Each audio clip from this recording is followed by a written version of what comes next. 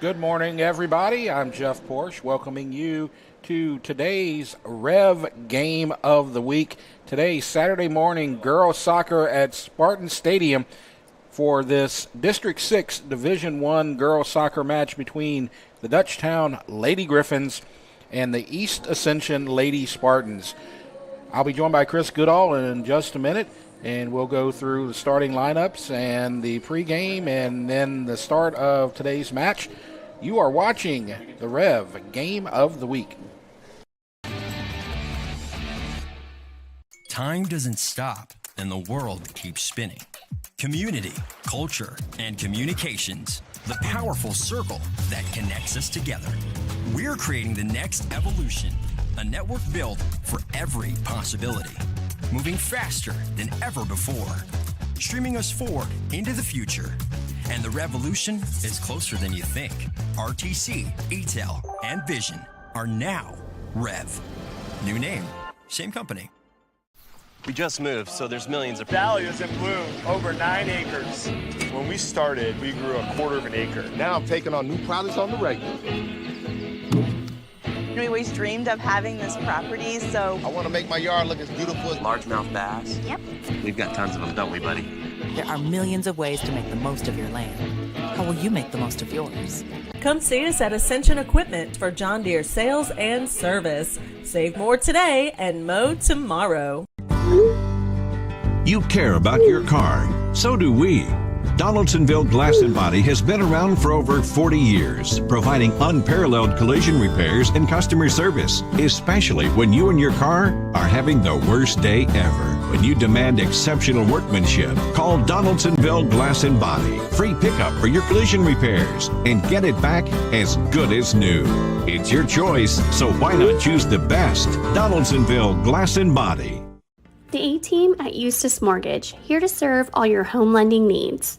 Our company is a Louisiana-based family-owned mortgage company. Our mission is to provide custom-tailored mortgage solutions while educating our clients and providing the highest level of customer service during the transaction. Whether you're buying a home or looking to refinance, we would love to be of assistance to you.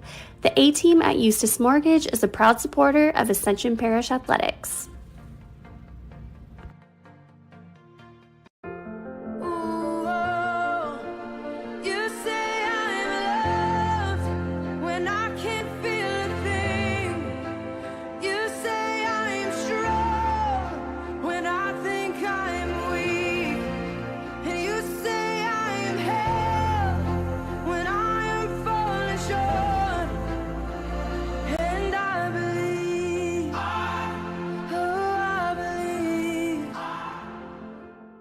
PQ Builder Supply, your one-stop lumberyard, provides an extensive selection of quality building supplies for your new construction and remodeling. We offer computer-aided estimating of your building and remodeling plans, as well as blueprint copies. From humble beginnings to becoming the industry leader in Gonzales and beyond, PQ proudly supports our local community because we believe in giving back to those who have had a hand in our success. Let the experts at PQ Builder Supply help you with your new project today. For your car. The Ross Downing Buick GMC Buying Center wants to buy your car. It's fast, easy, and fair. No matter what make, no matter what model, no matter what mileage. The Ross Downing Buick GMC Buying Center wants it. And we'll pay you cash for it, even if you don't buy from us. It's the Ross Downing Buick GMC Buying Center in Gonzales. Cash for your car at the Ross Downing Buick GMC Buying Center in Gonzales.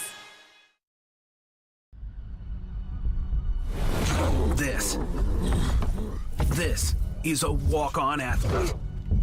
They push harder and put their heart into the game. This is the passion we're built on. It's why we put our heart into creating game day with a taste of Louisiana.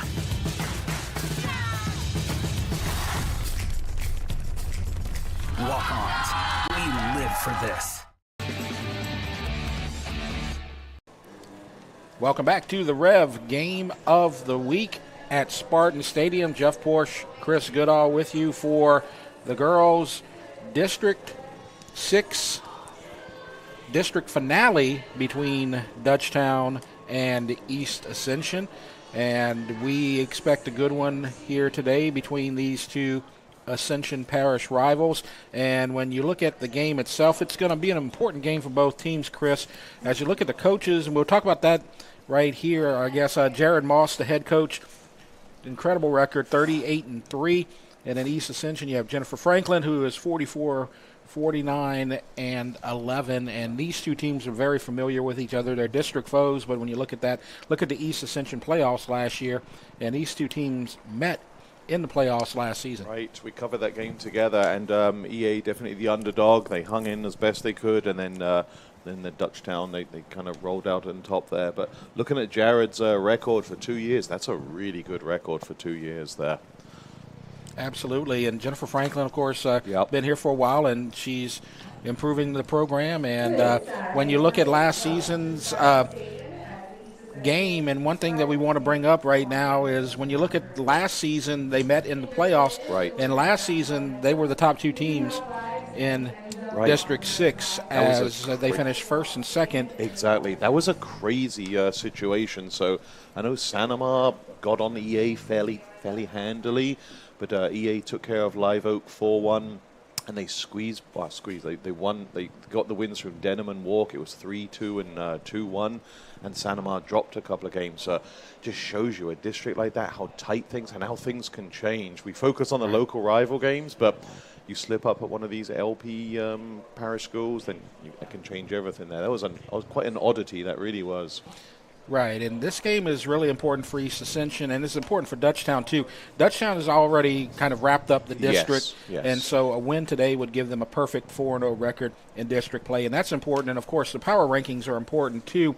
And you look at the district standings, as you see right there, they're looking for that 5-0. 5-0, yeah. And East Ascension, if they can win today, that's going to improve them to their second district win. And, of course, they're still in the hunt for a postseason berth. So a win today would really kind of solidify that. That would be a game changer. And, of course, everybody at this stage of the year looking at the power ratings and the like.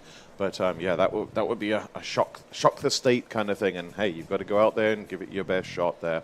But it shows you how tight. And we talked, I think, a couple of games ago, I think 5 of those 6 could make it into the playoffs there. Yes, and there's another game going on right now as well, or about to begin. You have the Denham Springs and Sanamar. That's a game, right? That's a humongous game right there. So that really that's going to determine look at those standings. Second place finisher in this district.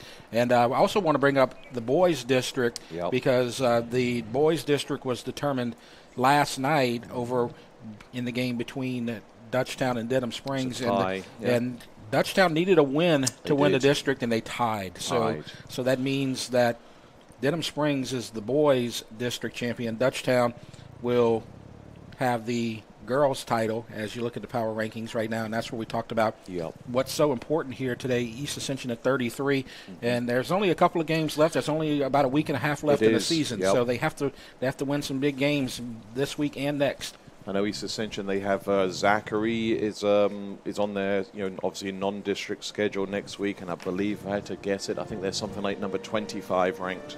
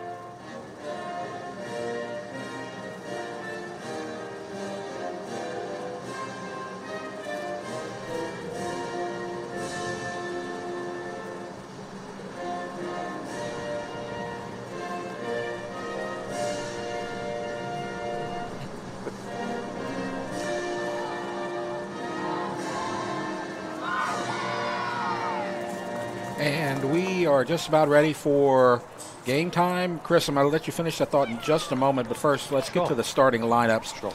Dutchtown's starters At goal, you have Elizabeth Meisner. She had a great game a couple of days ago against Sanama. And then the rest of their lineup, Haley Richardson, Madison Oakwin, Riley Hickok, Arlie Hines, Lillian Moss, Shelby Vowell, Ava Hart, J.C. Johnson, Mallory Samro, and Carson Armand. And so that's the Dutchtown starters. And now let's go to the East Ascension starters. And there's a couple of changes that we'll bring up as there's been some last-minute substitutions. But let's go through it. Hannah May, Nyla Sanchez, Taylor Carty, Audrey Galindo, Kylia Wagenspack, Leah Pransky. And then you have at number 21, Paige Pransky, number 22, Madison Abair, and number 25, Ava Lambert. Cody Maxwell and Claire Delaney will not start today for East Ascension. They've been replaced by number 16, Olivia Rochester, and Lola Furrow, number 17. And so we are just about ready. You see the officials ready to start. Dutchtown will have the possession to start this game. It's not going to be a fun game weather-wise for the girls. It's clear right now, no rain right here, but we're expecting rain in the next 15 to 20 minutes, and it's supposed to rain pretty much most of the game after that. The temperature's in the low 50s, so it's not horrible, but it's kind of cool out there. The wind is about 10 miles an hour, and it's blowing generally from left to right, kind of diagonally from the bottom left corner of your screen to the upper right corner of your screen. So the team that's operating from left to right will have the wind at their backs today, Chris. Yep. It feels a bit more like January or almost even playoff, where that gray overcast, and I think we were all woken about 2 a.m. with that thunder. It sounded like it was literally on top of my roof. And when I saw that, I was like, oh, let me check the weather. But I think it's going to be a rainy day today all day. If we get the whole game here and get no rain, but the fact of playing at 10 a.m. was probably a wise thing right there. It's probably the best we're going to get, the fact that it's not rain now. When you get cold and rain, that's tough. You got to usually deal with one or the other, but cold and rain, that's a tricky one. It is.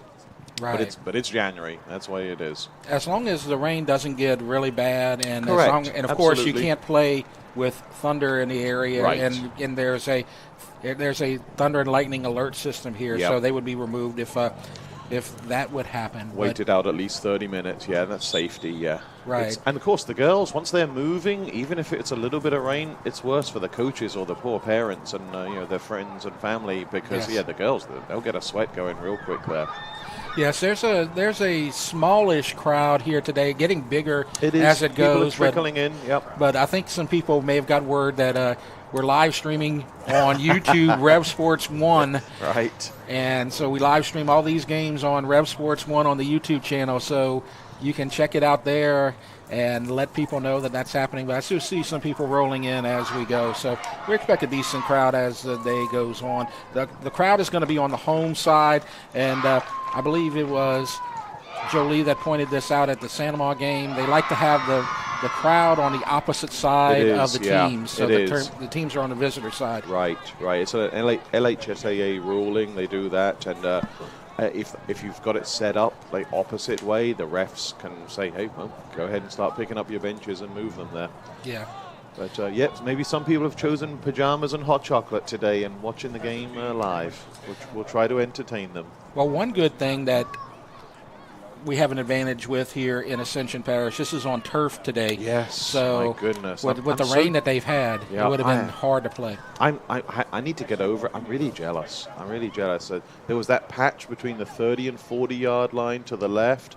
You could never remove that puddle, and it stayed there basically from Thanksgiving to almost Mardi Gras. It stayed there. So the turf, it just for our coaches prepping and planning, it's a nice start there from Dutchtown down the right line. Right. For planning and preparing, you're like, okay, it's turf. Even if it's a heavy rain, they clear that out really quickly. The sand and the stuff. It's a quality turf. We're lucky to have these in Ascension Parish. So J.C. Johnson will throw it in, and she gets it to Moss. And so we are underway. East Ascension started out with possession and quick turnover to Dutchtown, and now they have control. As you see on the other side, Samro. And it'll go out, and she will throw it in.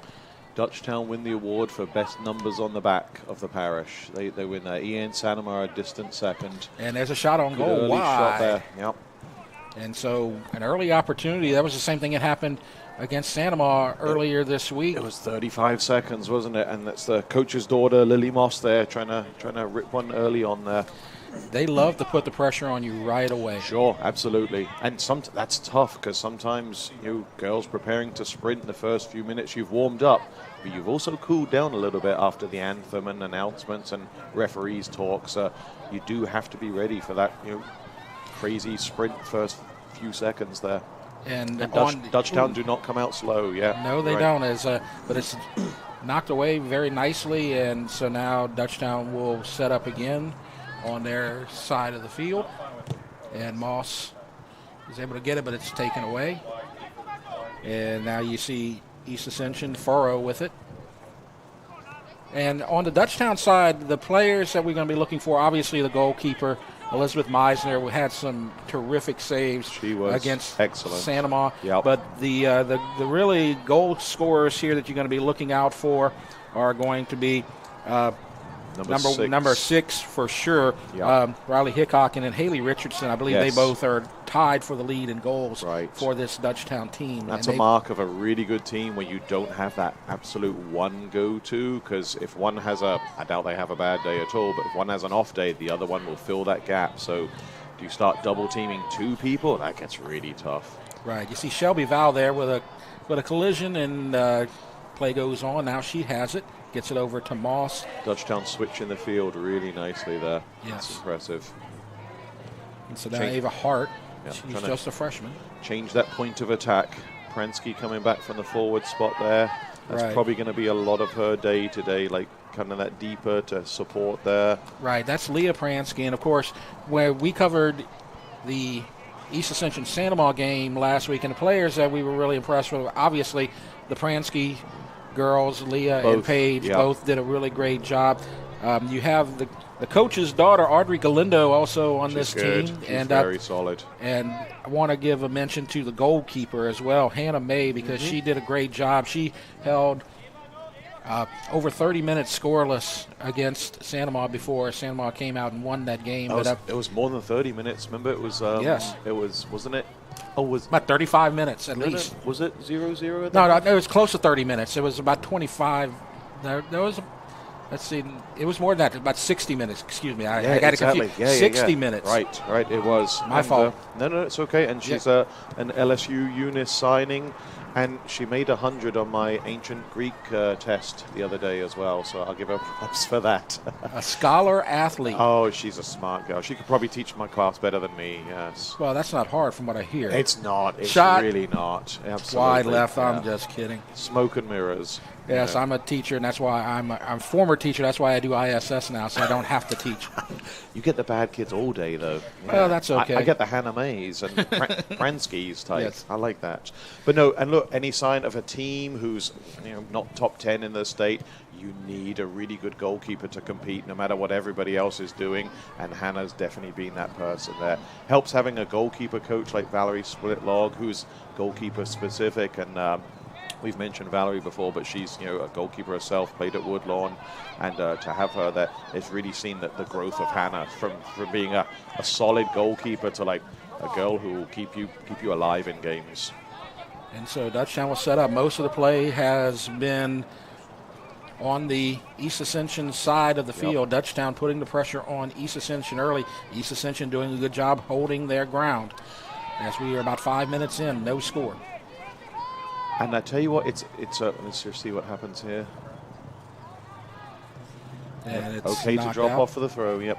That's honestly, Cardi. I know it's only 5 minutes, but Coach Franklin, she'll actually be pleased. That's probably one box checked, because I'm trying to think the Dutchtown Sanoma, it was 2-0 pretty quickly, wasn't it? Right. And it's just like, okay, let's see how we go here. How awake are they on a 10 a.m. game on a Saturday after a long school week? But one thing is you probably preach, it's like, let's not give up the early goal here. And that does. It keeps you head above water. And like, again, we've talked about using blocks, certainly when you're behind, and they're not behind right now, but you want to just, okay, can we get through this initial burst? Let's see what's going on. And then you take it from there. And so let's see. Pransky tries to knock it away, but 4 defenders there to have her back and get in the box, and now a shot off the chest. And it was close to handball there. Another shot saved by Hannah May. So another crisis averted there. Yes, currently at 6 minutes in. And Pransky, look, she was top of the box there. So, and she's traditionally one of the higher forwards. It looks like they're kind of more of a 4-4-1-1 with Leah helping back. And that could be just an early thing there. It could be just an early deal. Actually, it looks like 4-5-1. 4 in the back, 5 in the midfield, and the lone forward to help out. So she's going to have a tough run of it there. I need to see her number in a second. Yes, and that was Leah Pransky, the sophomore, number 11, who had the block. And, of course, she's the younger Pransky, the older Pransky, number 21, Paige Pransky, as well on the field for the Lady Spartans. I wonder if Leah listens to her older sister. I'm sure she does. Yes. I'm sure she does. Here's an opportunity, and that is Rochester. But it's taken away by Val.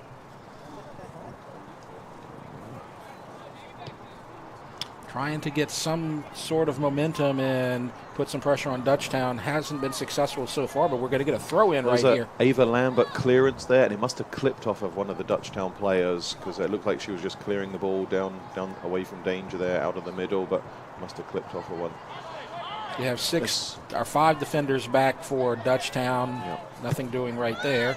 And I'm sure they'll go down to, it looks like almost like a 3-2, you can see it clearly now, a 3-2 defensive thing, because if they're man mark or if they're dealing with 1 player, 3 can more than easily handle that, Right. You won't need 5 back there. So if you are marking a player on the East Ascension side, who is it most likely going to be?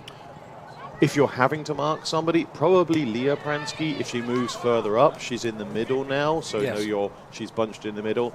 But if she was up top on her own, like playing as high as you could without being offside, you'd at least need 2 people close to her. And what it does, so you've got 3 against 1 right now, so that creates a 7 versus 9 the rest of the field. And you want that. Now, of course, Dutchtown, they're applying the pressure. But as the game goes on, Dutchtown will keep less and less in defense if they feel comfortable with that. But early on, you can't. And I'm not too sure how speedy. And is it number 16? Is it? Yes, that's Hart. Okay, that's Hart. Yeah, she's a freshman. Right. So she's young, and she probably has a little bit of speed. That because usually when you want to counter speed, you bring in the freshman. That's what. That's what. Well, 16 up top for EA is Rochester. She's sophomore. Yes. So I'm sure she is a got a great turn of speed, and they're going to try to expose that. Yes. Because she's having a lone furrow right here. Nice switch of the field for Dutchtown there. This is Johnson.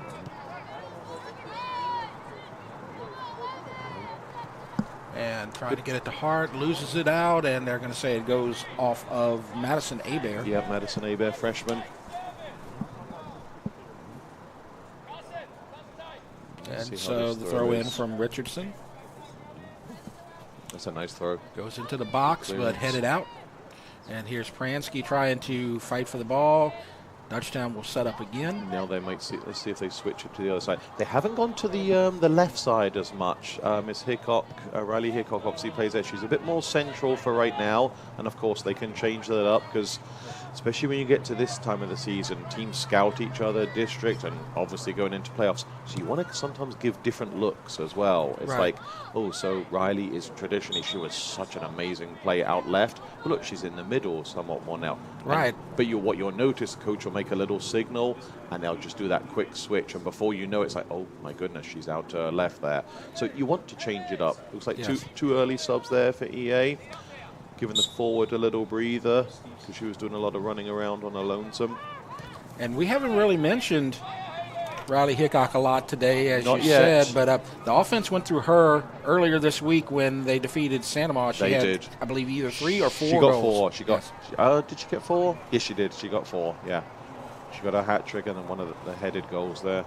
Looks like Delaney was one of the ones who came in for EA. She was initially as a starter, but maybe she just needed to take care of a couple of things first. Yes. But that lone forward role as well, we'll get her number in a second. You do need to change that out because she is covering half of the field and she's hardly touching the ball, but it's an important job up there. So Richardson getting it inside. There's Hickok. There's and Hickok. A shot Oh, and it's in, and just like that. Was, yeah, exactly. That was the shot I expected there, and it looks like it was just beyond May's hands. But the turn, that was the play. Let's look at that again. Yes, just a beautiful turn going to Nice her cross. left side. That's a really good goal. Good ball possession as well. Yeah, and it puts it beyond May, who's obviously a very stout keeper. It puts it beyond her reach. But it was the turn there, the way she did that. When a forward's got the back to goal, as a defender, you're okay with that. Look what she did there. That's like a playoff level goal, like a playoff quarterfinal goal right there. That was nice. So Dutchtown takes the early 1-0 lead, and a little bit of offense there from Pransky, but I believe that was Pransky. No, that's we'll figure it out in a moment. So EA's this is a pivotal spot right here, and look, Dutchtown, you can see the tempo even from. Let's see how we go here. Right, and Richardson, good block. Yes, that was a nice block. I believe that was Paige Pransky.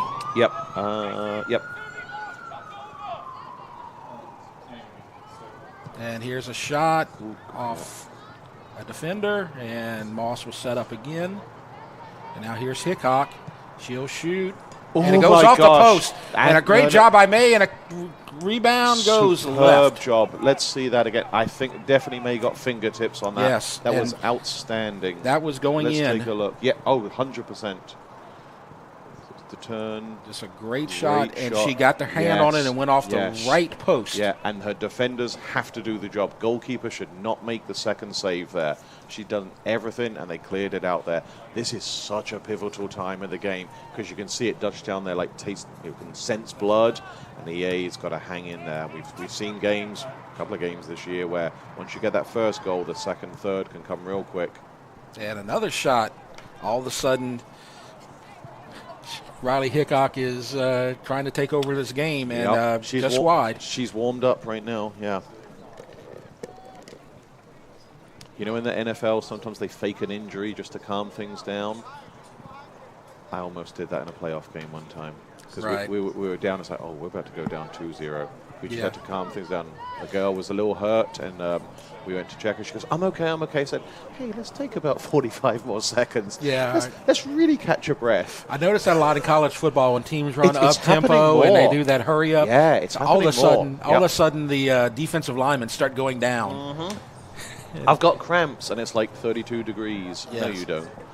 And here's a header, and it goes to May with the save. Right. I think Pete Carroll at Seattle, they're pretty famous for that. Yes. He looks good for his age, so we give him a pass. I guess. I know. Jealous. Yeah. All right, and now we are ready. Hines with it. Now they'll set up. And see, that's the chasing game. The poor forward there, that's such a long run. She's not going to get to that, but it's that hard chase there. Right, that's Casey Arcienega. Number 14, yeah. Yes. Yep. And look, that hard run, 35-yard, she was not going to get to that senior there, so she's going to run her behind off here in games like this. But it's like, can you keep defenders back? Because look, right now, that's kind of 2 defenders back for Dutchtown. So you get a kick here I from wonder if Carson they're going to look Armand. far left. I don't know if she'll be able to get it there. Yeah, that would be a long kick, and that's what she's trying to get, right side, and that was Moss trying to get it, cannot get there. Kind of bobbled behind Moss's head right there. And you see Pransky there. That's Pransky senior, Paige. Yes. fighting hard. Needs a little support. She was the pressure defender, and her covering defenders, the good shapers there. So Moss will get it. And now goes to Oakwin. I was impressed with Oakwin last game. Her vision for Oakwin is very nice vision as well. She sees little things, a couple of steps ahead there. She had that a couple of times the last game I covered. Yeah, so Leah Pransky trying to get it to Arcienega. Cannot. Now Oakwin with it again. There we go. Let's see what she does. Yep. And she's met quickly by 3 defenders. And she's going to turn. Yep. Look for it back possibly as well. And it'll be White throw in. Substitute, 2 substitutes for Dutchtown. I believe Samro is going to be throwing it in. Didn't see a lot of substitutions on the Dutchtown side earlier this week. No. But of course, they're probably tired after playing the full route before. I believe that's Caroline Foley checking in. One of the 2 Lady Griffins. Header. Nice header out. And Good this to is clear that Moss wide and just yep, that was just going wide right. I think May had it covered, even if it was going to be on frame there. But the tough one for that, she's seeing it late through a bunch of legs there. So when you see that late, that's even harder for the keeper. But if it was on frame, I think she's going to have that covered there. So 16 minutes in, 1-0 on the 13th goal from Riley Hickok. And Dutchtown has the lead, and May gets it. It was a very nice goal. Really was. Yes. And so Dutchtown with possession again. Moss from the right side, headed out. Still putting pressure, and they still have possession with Hart. And now they'll go through Moss. And she'll try to diagonal back in the box, blocked by Leah Pransky. EA's been pretty solid for those balls so far. They're not giving them too many options.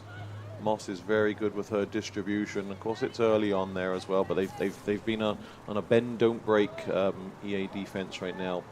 And you're going to get our first. Is it first corner? Okay, yes. First corner. So this is Hickok coming in. So it's going to be a lefty.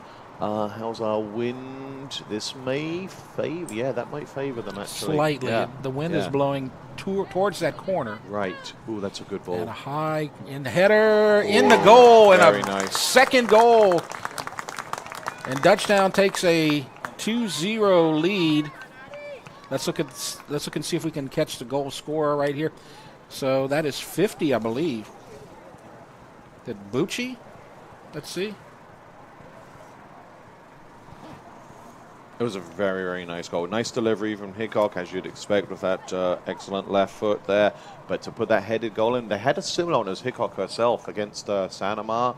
And for a girls' headed goal, it was too far for May to come out for, and powerful, and it went in the direction away from where the ball came in, if that makes sense, not towards the keeper, like the exact opposite. So that would put you unbalanced there. It was a very nice goal. So trying to get that number on the far side of the field. It's in the 50s. I believe it may be 56. Elizabeth Felton. She's playing on the far side over toward midfield. Who got the header. As a throw in from the Lady Griffins. Yes, I believe that's 56. And that would be Felton, a freshman. Yes. She might get Brewbachers from parents after that goal. I might meet her there. And possession by the Lady Griffins. And still putting that pressure. This one out. So Felton will throw it in. And gets it. And that's a really big play to like give you some confidence. Obviously, I don't know how her season's been going, but it's a freshman. It's like you're contributing in a big time there. And even if it hurt on the header and you want to cry, you just fake that it didn't hurt you at all. But you're really, really happy about that as well. And that can inspire you to like do some crazy stuff, low percentage stuff now, because you're confident. You've put the you've adjusted the scoreboard. And Dutchtown with a couple of freshmen in on the subs, so you're trying to get some experience out there in your final district game. Of course, this is the final district game, and this is our final Rev broadcast for the regular season. So we're going to talk about our senior players here at halftime, and we've got some good photos of them, and we're going to talk about them and all they've done for their teams. Good. They deserve it. Yep. Senior year is a big deal. Any of the sports. You've done 4 years. You've undoubtedly been through some adversity, and it's good character building stuff. I'm sure both teams' seniors have been a great influence on their the rest of the squad. And so number 47, Armand. That's a good ball. And it's in there, and 3 Griffins there. Can't get the shot off. Good defense. Yeah, why not go for that one? We would always tell the girls, don't take another touch there, because look, that was 38 yards out. But when the ball is played back to you on the ground like that, take a go at it. Absolutely. It's amazing. When you've got the momentum there, it's a physics thing. Yeah, don't take another touch there. Let the ball, your momentum taking it, and you can crank one from a really long range. They were not scared to do that there. So EA trying to put some triangulation here offensively. Obviously, they need support. They've been bunkered down. You can see they're putting numbers up, though. That's important. So I believe Meissner's getting one of her first touches. Nice little clearance there. And look, for EA, if you're looking for anything, Meissner in goal. She's cold right now. Or I've seen her jogging around, moving around a little bit there. But she hasn't had much to do, and that's where sometimes you can catch a player out there. So we're past the halfway point in the first half, 2-0, and here's Good another ball out left. opportunity. I believe this is Felton on the left side, and it's knocked away, but Oakland will get it, and she'll shoot, and it's wide Good again. Shot. Good shot. So it'll be Good goal try. kick. And when you're down 2-0, it's good to have a coach like Jennifer Franklin there to calm your team down, because she's a good coach, and she's had a lot of experience. She's probably been in these situations before. She was a center back on the girls soccer team at UNCG, and she was all conference every year. And she was a track player, so she's got a lot of experience with all that. And the shot high, Good hands. Good hands. That would almost go in nearly there. goes in from Foley. Yeah, May really timed that well. Otherwise, that's 3-0. Yeah, but going back to Franklin, she's a great college player. She's got track experience. She played professional soccer in North Carolina for 7 years, so she's experienced. Yep, great pedigree. And going back in like the history of the women's game, North Carolina's the place. Anson Dorrance at UNC put them on the map, like made women's soccer. We went with Title IX and the like. But like, if there's we tend to think it's more of a California thing, but it's actually North Carolina, and I know Coach Jennifer has a lot of roots there in that area, and we would play against her, I think, many times when she was at St. Michael's, and it seemed like it would be like, oh, let's just see what we got here. There's an opportunity, no whistle, but it's wide. Yeah. And we would play, when I was with East Ascension, we would play Coach Jennifer, and I think something like the last 4 games were ties, like a 1-1 or a 2-2, and like, this is me politely saying, I think we were the better team. Coach Jennifer always had a really solid game plan. She got the very best out of her girls, and these were non-district games as well. So I would often come away frustrated from those games. She always plans well. She really does. Yes, that shot coming from Caroline Foley. So we've seen Foley and Felton, the two subs coming in and contributing. Well, that's them saying, "Hey, coach, don't forget about me." You know. And there you get the shot from Hickok, old reliable. Foley's sophomore. Yep. And so a little bit more about the team. She's been at East Ascension for 6 years now. Yep. So, so I know you have a lot of experience with her, both, as you said, on the field and off the field over here at East Ascension. She's a great person on campus. She does a lot of our first aid certification and CPR stuff. She's a teacher coach. Yeah, we're very lucky to have her on campus. Right. And she's pretty funny as well, so we like that. Yeah. And she's also associated with BRSC. So she been there does for a long have time. Some club yep. as well. Got 2 wonderful young boys as well. Yep. And so she's coached 20 years, and she played multiple professional years and college years, so she knows her stuff. And I think she's happy in Ascension as well. She better be. I think she's happy in Ascension. She used to have to go from, I think she was at a middle school, I'm going to get this wrong, and then she would have to go to either St. Michael's or Burbank Soccer, and she was so relieved when she first came to EA. She goes, wait, my practice field is 33 yards from my classroom. It's like, yep. So that, just logistically with her young boys who are active in sports now as well. And so I think she's found a little niche place. And yeah, 6 years already she's been here. It's good stuff. So J.C. Johnson throwing it in for the Lady Griffins. Still the pressure. This is Val. Looking to turn possibly. Oh, that's a good ball. Nice ball inside, good but clearance. Knocked away. Yep, good clearance. That could have been 3-0 right there. And so just a couple of things. We got a quote from her. She says, and we talked about this last week with her staff. Her staff is super important, and they specialize in many things. Not many schools have a goal-specific coach, a true JV coach, and she loves training them, and a strength and conditioning coach. And so a lot of delegation out there, and that's a big thing. It's good to do that, yeah, absolutely. Yeah, you need that. You've got paperwork-specific person. That's good stuff, because seasons are long, and again, it's almost year-round for almost all of the sports. So corner kick. That's a good ball. That's a good ball. That's going back post. And nice clearance. Opportunity Very there. Nice clearance. By Arlie Hines, but nothing doing. So we got it's a throw. I'm sure it's a throw. Is it? Did it go out for a throw, or was it a corner? It looks like we're about to. Looks like it's going to be a corner. Yep. And Dutchtown scored on their last right corner so kick. look, and they're making a run from the left side there. So there's this a different play here as well. And they've obviously worked on this. The corner quality is there. And a shot. Ooh. And referee scuffle. Assistant referee signaling. It's a goal. Whistle. Did they call it a goal? Was that a goal? I believe it was. Let's see. Yes. It was. I'm not going to be able to see through that scrum who it is. Let's see if we can catch the replay.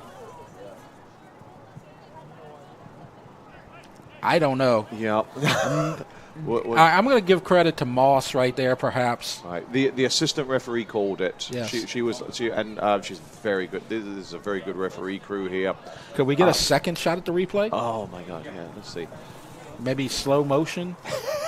And our angle is not going to help us as well. In the let's see. Okay, there's the header. So 58.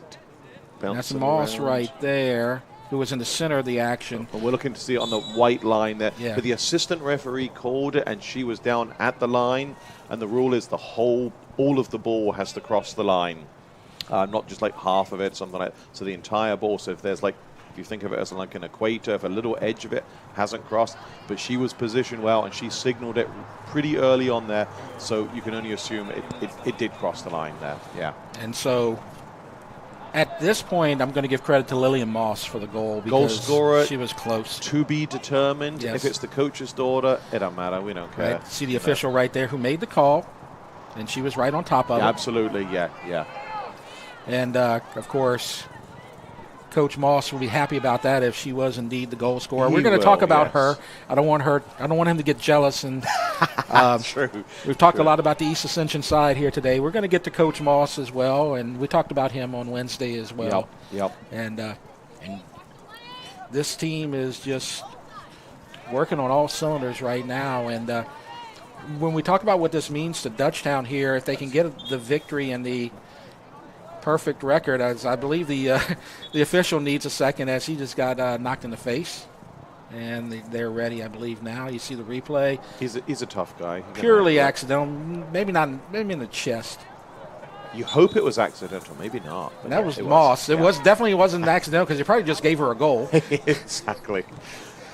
But for Dutchtown, as we see Hickok here for a spot setting there. up. She's staying in the center there. It's an interesting spot there. I know her left is her bread and butter right there, but obviously she's had that goal, had that assist from the corner. It's not like she's dropping off there, but it's probably just playing around with stuff as well for, like I said, for the second season. Nice cutback. And a shot. Knocked away by a defender. Off the line. That's about to be 4-0 if that wasn't cleared off the near coastal line there. That was great play. Good defense by East Lambert Ascension. fighting hard shot there. High. Yep. And I want to bring up, of course, a perfect district record is just kind of icing on the cake if they can pull that. But what's important, again, we talk about the power ratings. And right now, Dutchtown's in that 5-4 spot, and that's where they were last year. Yeah. And getting that 4 is so critical as we're about to get a corner kick again. Let's see this. It's going to be quality. They're doing the same play as they did the previous corner. The ball in is good. And there's Moss again, and it goes wide. But to finish my thought on the 5-4, the 5 gets first and second round at home if the seeding holds. Mm-hmm. The 4 gets the quarterfinal game at home against the 5 if they would meet. Correct. And that's what happened last year. And if you remember last year, Dutchtown was 5 and Captain Shreve was 4. Yep. So Dutchtown had to go to Shreveport. And you don't want to do that. But they won. They won like 3-0 though. Right. Yeah, they won, but you don't want to go to Shreveport. Ideally not, but it's a nice road trip back home though. Right. But it's like 9 against 8 or 5 against 4. Yeah, that little extra spot. But yeah. And this season, because I wanted to bring that up because when we were looking at the power rankings, Dutchtown's 5, 4 is Bird. Yeah. They would have to go to Shreveport again if that whole thing plays out the way it was planned. I spent a week in Bird for a playoff game. We left on a Tuesday morning, and we were worried about snow, and we were conferences with the principals, so we left on the Tuesday. By the time we got to Alexandria, Bird school system had closed. So it's like, okay, and then they closed for the next 2 days. We didn't. Wow. We didn't play till Friday afternoon. We were stuck in Alexandria area. Yeah, Oh, it was that's even worse, right? Oh, yeah. I'm just kidding. And they had to send extra money for the hotels. It was a fun time, but oh my gosh, and we were not in our own bed for that long, and yeah, we lost, unfortunately. But it was a crazy trip, and we were joking with the girls, hey, you may have to graduate from Bird High School. Yes. I would definitely want to be at home after like about 12 hours, I would think. Yeah, and we were trying to beat the weather, and literally when we're there, then school was closed, but they couldn't say it was day to day. So we're like, okay, well, we're overnight, and we'll, which we don't mind doing an overnight, but then it's like, but then they closed the Wednesday, they closed the Thursday, and the roads were bad to drive for our school bus drivers. We were just stranded. Right. It was a great memory. I used to coach speech and debate, was an assistant coach on the speech and debate team at Dutchtown, and our state tournaments were often at Caddo Magnet, and that is such a long drive. It is. Great facilities there. Right. Those northern schools, they have like Bird and the Shreve. I think they share that beautiful football stadium. I know you know it. But Lee Hedges, I think it is. Yes. But yeah, it's a Captain Shreve. But that's a trek, right? That's really a trek. Were you there like a long weekend or? Yes, it was a 3-day. It was a 3-day thing. I believe it started Thursday night, and we were in there till Saturday evening. Right. And so now another opportunity. This is Val going to the right side. 2 defenders Good knocked clearance. away. Good job. Nice clearance. And so we are 32 minutes in, 3-0. Dutchtown with the lead, and we're going to get a throw in. That was a But nice I believe a substitution coming in. That was a nice clearance from Galindo there, 9, because again, I don't think heads are dropping by any means, but it's like you're 3-0 down. You can still talk things through there, and they're not backing down, and I like to see that. It's good stuff. So J.C. Johnson going to throw it in. And she gets to Oakwin, back to Johnson. Now center, and not there. Good defense. Cleared by number 25 for the Lady Spartans, Ava Lambert. Now Dutchtown back on the offensive. Moss goes left. And cross saved by May. So just pressure. Nothing has really materialized on the Dutchtown side of the field here so far not at all today. yet. Not at all. Here's a chance, though. Leah Pransky They've thrown with 2 Pransky defenders. up there, and that's certainly not a bad thing to do. She's speedy, she's big and strong and powerful, and you might as well do that. She did a very good spot, like midfield or even defensive midfield, but you want to look for that spark. We've talked about that in previous games. You're looking for a little something there. And so Dutchtown will set up. And this is to the corner, and she'll get there. Yep, kept it in and cut and back. Across Nice to catch May. by May. Yeah, it was a good cutback. You want to do it, but ideally Dutchtown, they would like to cut that back to the penalty spot, so May would not come out for that one there. So Ava Hart with the cross. Yeah, it was a good cross. And again, we talked about this yesterday. Dutchtown lost 8 players from that semifinal team last year. Right. And they're just as solid as they were last year. Now you're seeing a couple of freshmen and sophomores today competing. So that's what Coach Moss has done. He's kind of created a program where it's like reload instead of not rebuild. Yeah. Yes, exactly. And look, ranking wise, they're almost at the exact same spot, aren't they? So. Was it Nick Saban says we don't rebuild? It's just reloading. Right, and that's just a tribute to the soccer in the area, the club soccer, and all of that, because these girls come to Dutchtown prepared. And we talked about it on Wednesday. There's about 50-plus girls 55. in this program. Yes. Yep. One thing that helps all the schools, because a lot of schools don't have it, is the middle school soccer. They added that in the late 90s, and that just helps. And then that exposes kids, especially who haven't played before, because the Hickox have been playing since they were a fetus, obviously. Mm-hmm. But it exposes girls to it. They get to do it for 2 years, 7th and 8th grade, and the same with the volleyball, obviously, and of course the football. Every sport. But it's a really good springboard. And I remember chatting to lots of coaches for high school, a long time invested. Let's just see this throw. And they were hoping to get a middle school program. And it's like, again, Ascension, we're very fortunate. And they added volleyball some years ago, and look at our volleyball programs. They're really, really good. And so now Val on the right side tries to get it in the box, and she loses it, and it's going to be a goal kick. And it's kind of a joke, I guess, a little bit, because we talk about Dutchtown, and you have enough girls for 2 teams pretty much. But the thing is, Chris, it's going to be 2 teams in 2 years, because a lot of these girls are going to wind up in Prairieville once that happens. Yep. I joke with Marcus Dyer. I was like, hey, the time's ticking on you guys. He said, we just don't talk about that, you know. But look, here's the thing, though. They'll still be good. Yes. All the schools, the brand new high school, they'll be good. They'll be really young. They won't have much of a senior or junior base there, especially seniors. They'll have hardly any, I doubt. Yeah. But all of these schools will be good. So if, like, are you saying, like, Dutchtown will fall off the map? No, absolutely not. They just won't have the massive numbers. Right. And the schools, from an academic point of view, we all need that little relief as well. You know, right. Absolutely. It's going to be good for all of us. That looked like possible handball. The referee thought about it there. Right. We don't know how the district is gonna be divided, but you know that Prairieville will get the Prairieville kids. They'll get the Prairieville but Dutchtown middle. could keep some of the Bluff kids in the Dutchtown kids. So That's they're what not going to get. be. No, and I think Prairieville High will get obviously Prairieville Middle. They get Galvez Middle, which has been a bastion for Sanamar for years. So right. Probably Central Middle. That's kind of, they'll split up. They've got it all worked out. They've got Plan A, B, C, and D. Yes. People on way higher pay grades than you and I, Jeff. Exactly. They'll work. We just say, okay, what's the end result? And it'll be good. It's been 20 years since Dutchtown opened. There's a crazy one. Will it be another 20 years before the next high school? Will we be good I don't enough? know. The way it's growing. The population and the neighborhoods that are being built.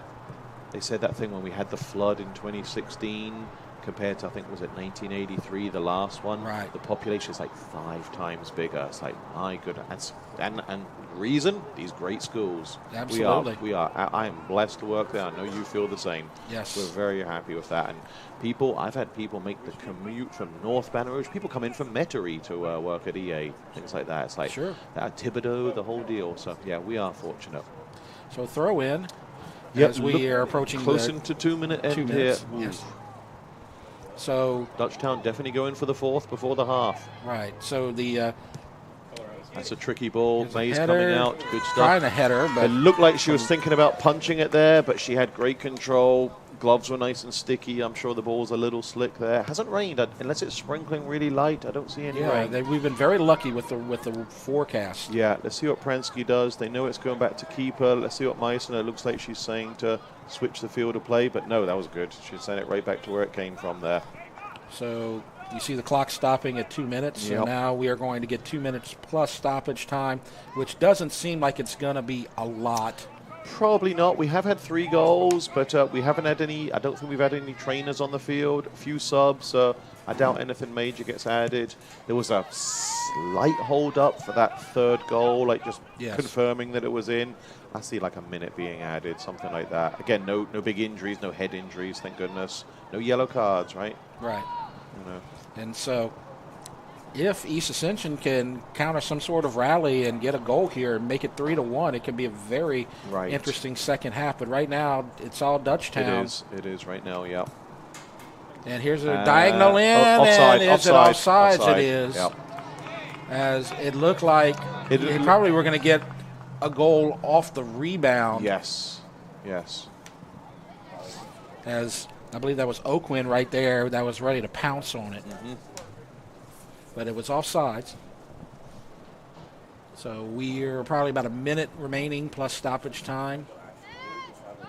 So we'll see if East Ascension can mount some sort of rally here before the end of the half, and they're going to be able to throw it in. Just bumped off a Val there. She's been a really good number 13 for Dutchtown. She's been really good at changing the point of attack there at times. So Madison Abear throws it in, and there's a fight for it, and Pransky, Leah That's a good Pransky, ball. and now That's here's a a good chance ball. for East Ascension. Little overhit, and that's one of the negatives of turf. It'll keep rolling there. Grass will have held it up a little bit there. And they were trying to get it to Arciniega. Yeah. And that's the things they've got to do. Little plays like that where you can spring it, get yourself into a 1v1 situation. Or even just getting the Dutchtown defenders to play it back to Meissner and see if something crazy happens. This is Richardson. If I'm Coach Jennifer at the half, I'm talking up the positives, and if it's like, because you can't overload the girls on things, they're working their butts off, obviously, of course they are. I would, and again, this is hard for a defender, but I would say, hey, let's not try and give away too many corner kicks, because every corner kick, they've really looked like scoring, and of course they got one there. And it's like, Yes. look, there's occasion, like right there could have been, like, oh, and it went out for the throw. You can give up a corner because you live to fight another day. But it's like, can we only give up like 1 or 2? Because you give up 4 or 5. I think Dutchtown's probably scoring on another, because every corner kick, there hasn't been I think they've had 3 or maybe 4. There hasn't been a wasted one, and it looks like they're going to score. So, and it's hard in the heat of battle, like you're just trying to clear the ball out. But, Took their time there, probably wasting a little bit of time as they go into the half in just a few moments. And there's, I do see rain. Yeah, I thought it was a corner kick. I do see the rain coming, so see the they almost umbrellas played the coming out. entire first half without the problems we expected. I'm glad the coaches have all got tents out as well. That's Yes. good for the kids. The canopies, the Dutchtown has 2 canopies, and so does EA. Yeah, that's probably the little training staff one there. Referee saw the rain. He's like, I've probably got 45 more seconds, but we're good. Yes. And it's coming down very good. It's very hard now, and so we'll take a break at the half. Dutchtown leads 3-0 over East Ascension. We'll talk about the seniors and the 2 teams and their future schedules and our upcoming our Rev Game of the Week schedule. We'll take a break right now. You're watching the Rev Game of the Week. Chris's Specialty Foods has been making Cajun meat products for almost 30 years. We do all the prep work so people can have home-cooked meals without spending all day in the kitchen. Everything is done ourselves. With 3 locations in Louisiana and a 4th in Texas, we needed all of them connected to the same system for point of sale and telephone. Rev Business set us up, and it's been a game changer. They have everything as national companies, but with real local service. Rev Business is authentic Louisiana, just like Chris's. BT Chapman and AJ Pickett with Advantage Therapy are honored and excited to team up with Dutchtown High School's athletics. At Advantage Therapy, we are dedicated to helping our patients regain the highest possible functional status through one-on-one patient care. Advantage Therapy has spent nearly 2 decades providing both outpatient orthopedic physical therapy and occupational therapy to the people of Ascension and surrounding parishes. From all of us at Advantage Therapy, go Griffins! Dr. Brian Hollis is Ascension Parish's orthodontist. Dr. Hollis has an excellent reputation for bringing state-of-the-art technology and the highest standard of patient care to Ascension. He attended LSU Dental School, and he completed a residency to become a board-certified specialist in orthodontics. An avid supporter in our community, Dr. Hollis is married to Celeste Pyron Hollis, and they have 4 children. Dr. Hollis, Ascension Parish's orthodontist. Grow up smiling with Hollis Orthodontics. Hi, we are live with the PPTV network, where one of the top athletes is about to make his important decision. We know his character, and nothing will hold him back. I'm glad to have my family and friends here for this choice. It's more than my career. It will affect the rest of my life. I choose Peak Performance Physical Therapy. The decision is in. Why choose Peak? The reputation and their record of success is unmatched. When it matters most, another patient chooses Peak Performance Physical Therapy.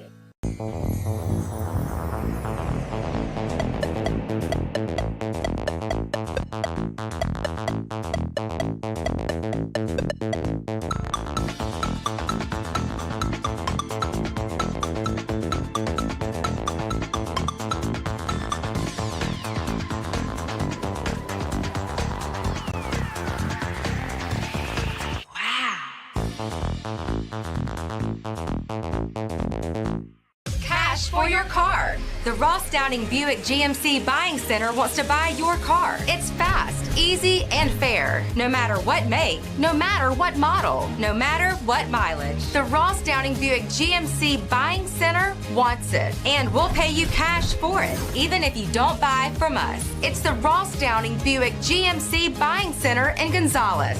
Cash for your car at the Ross Downing Buick GMC Buying Center in Gonzales. Get to know SEC Heating and Cooling this year.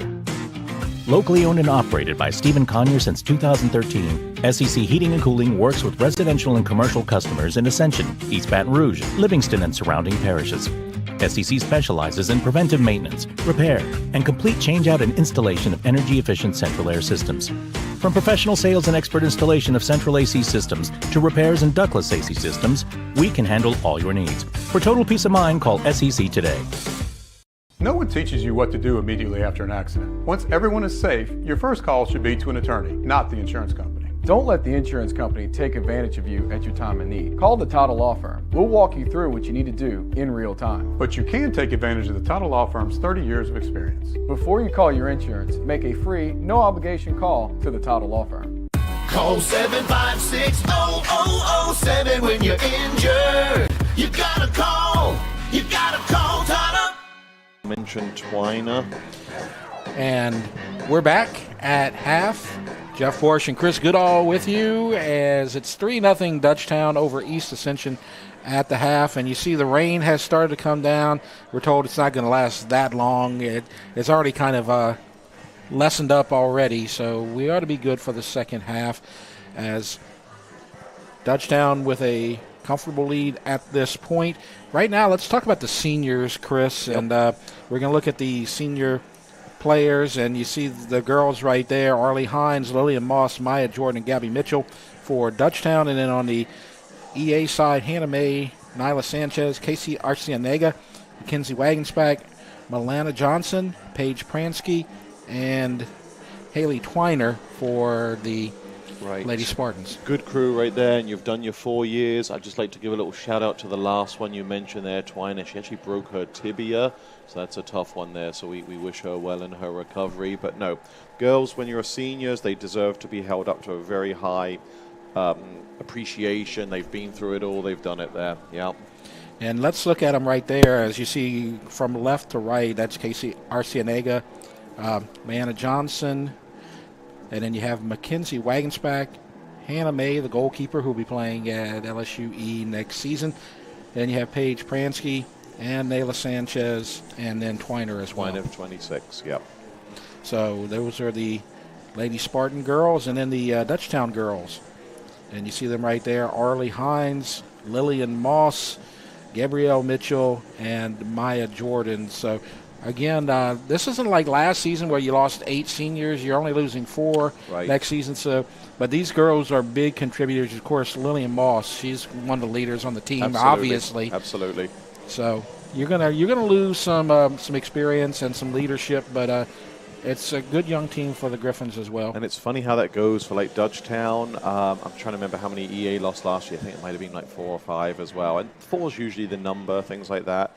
But when you lose 8, you're like, oh my gosh, how's it going to be? But sometimes it just it gets put together there, especially if there was a junior crew who have been really rolling. Right. Yep.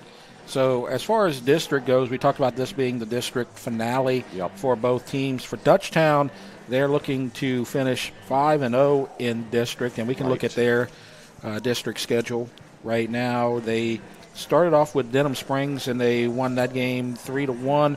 Then they had the game against Walker, 8-0.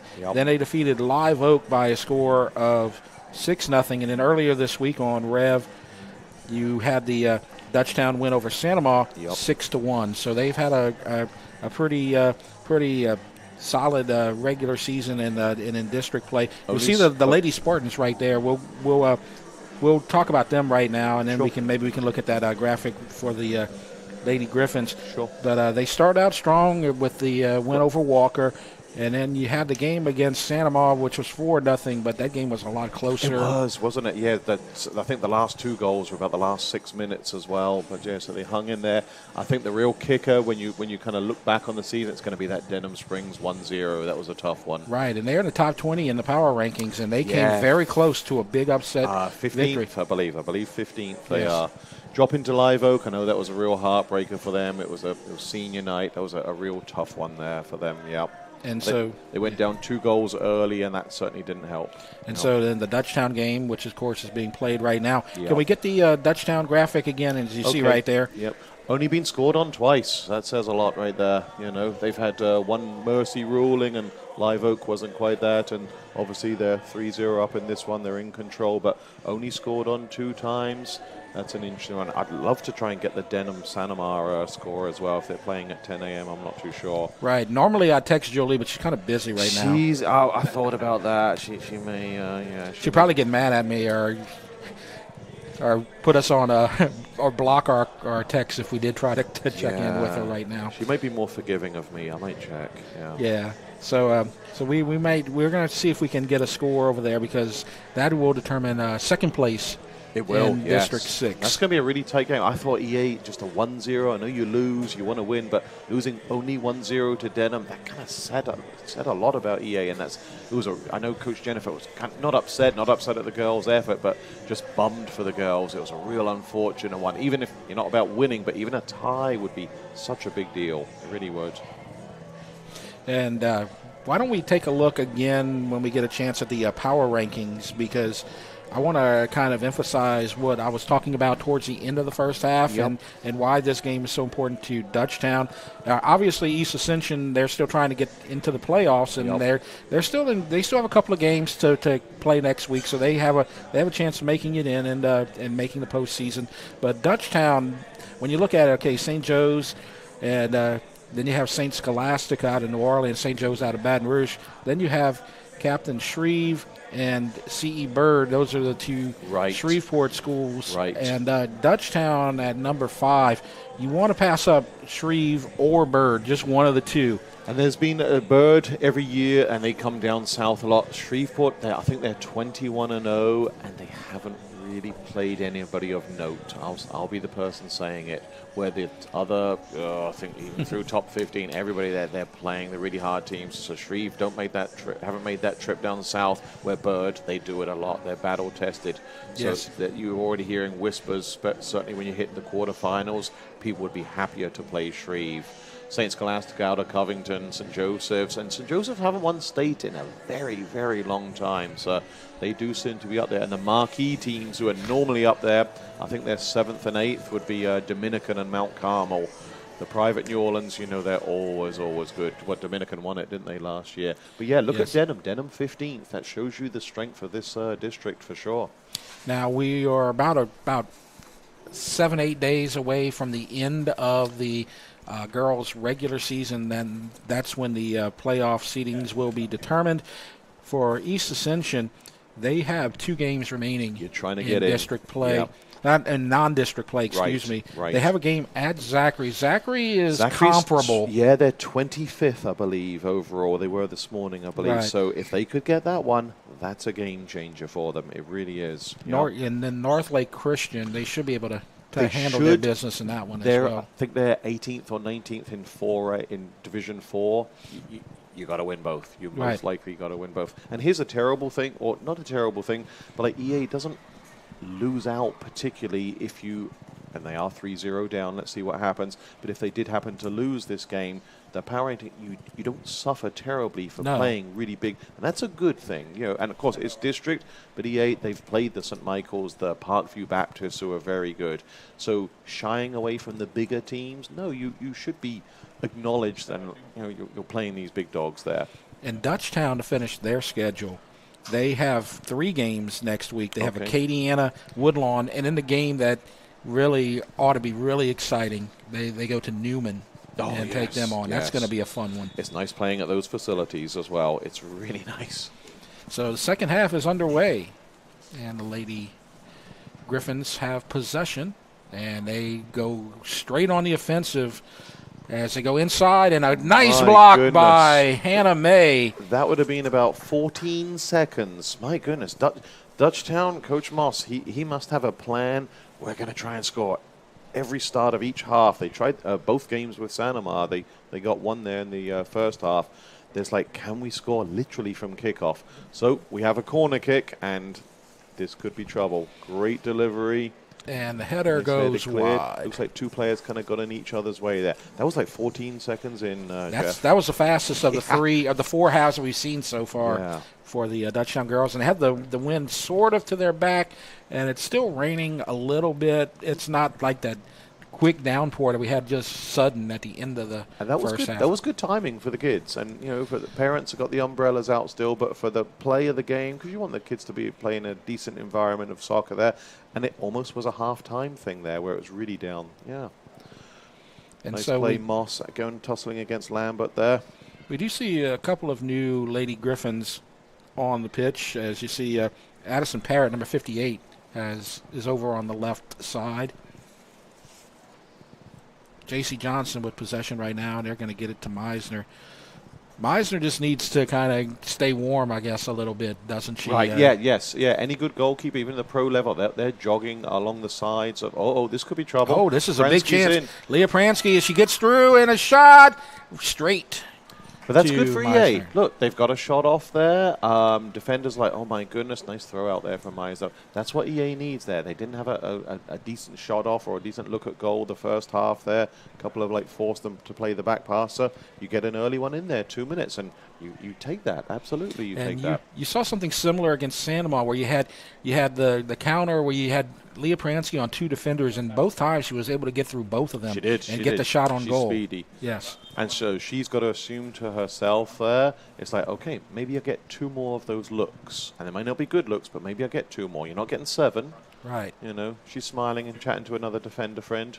Probably played with each other for years. Exactly. Do you remember that time in Memphis? Something like that. Yep. And now setting up, and this is Pransky putting the pressure, 47. and I think they're going to finally get it. No, they're not going to go all the way to the goal. No, Armand's bringing it out there. She was obviously told by her defender and the goalkeeper time. You've got lots of time, so she has no pressure on her. I heard her screaming time, so then keep the ball. And they're looking to counter here. Quick play. Ooh, that was it was hit too hard at Hickok right there. Right. She wanted it down to her feet, kind of like almost just below the knee there. Hickok had that shot early on in the second half, but I want to credit Hannah May one more time. She got tight and got a good angle and saved it. And again, it's after the heart rate's gone down. You've talked through things. You've been sat for 10 minutes. So yeah, credit to May right there. That was impressive. And so now Dutchtown will set up. So Monday when I see her in class, she won't say, hey, why didn't you say anything about that first half save, the second half save? Let's see what we got here. Here's another good ball, good opportunity, save. Yep. And again, she saves it. She read that well, yeah. Big hands on that. That's a big hands play, and as defenders, you're like, yeah, we want our keeper to do that. That's a nice punt. I think that was going to go literally at the halfway line there. And look, so what do you get out of this? You might think it's nothing, but it's a throw-in just past their own bench there. Mm-hmm. And as a goalkeeper and as EA, you're like, oh, we'll take that. Yeah, absolutely. So Ascension Parish, we talk about the goalkeepers and Hannah May, and of course we've talked about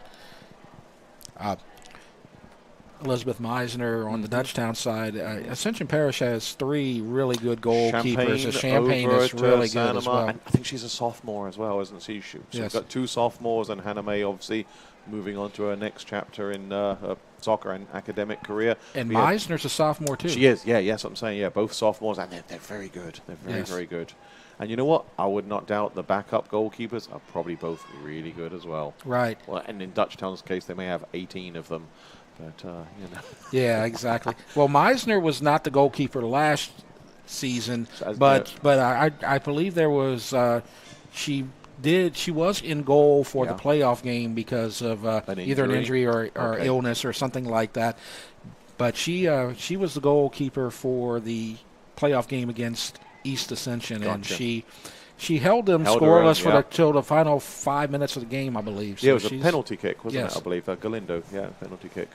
I always used to try to have, if we were blessed with it, like 3 goalkeepers, and of course one would be the main one, and then the backup, and then of course JV, and depending on their age and that. But we would give them big minutes. We wouldn't just give them the junk minutes. If it's a tournament, 3 games, hey, you're all getting 1 game. We don't care. You need that to learn that stuff there. Give them the exposure. Can't be just like clean up duty or anything like that. So good job as forced the ball to go off of Hickok, and you get the goal kick instead of the corner. So we're 5 minutes in. It's 3-0. No scoring in this second half so far. Dutchtown with the lead over East Ascension. As that goes astray, goes past midfield, and it's going to be a throw-in to the Lady Griffins. And Johnson will handle that on the far right side.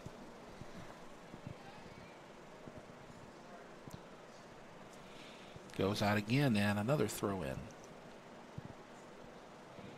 Just incrementing down the field. Yep. Getting first downs. Pretty much. Oh, they lost possession. Yeah.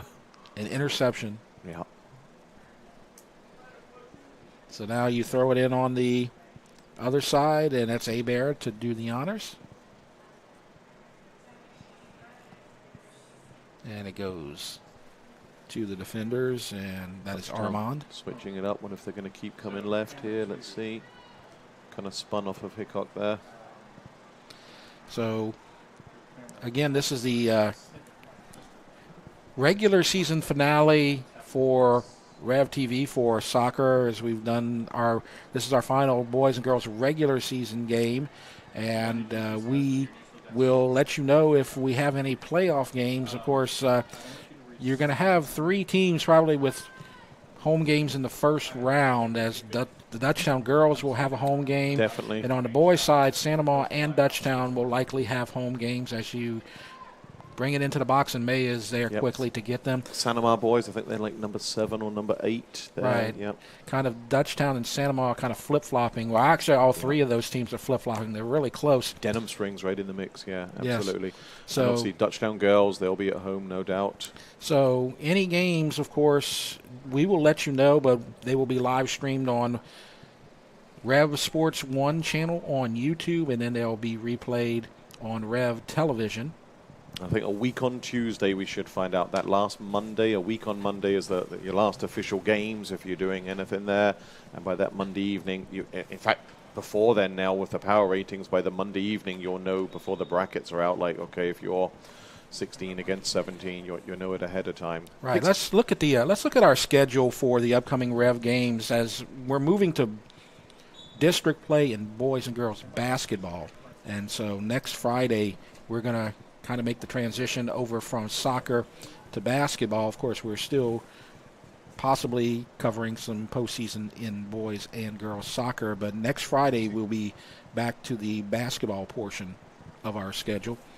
And so we're going to have, well, those are the upcoming Dutchtown games, and they're going to be playing some on those, and East Ascension as well.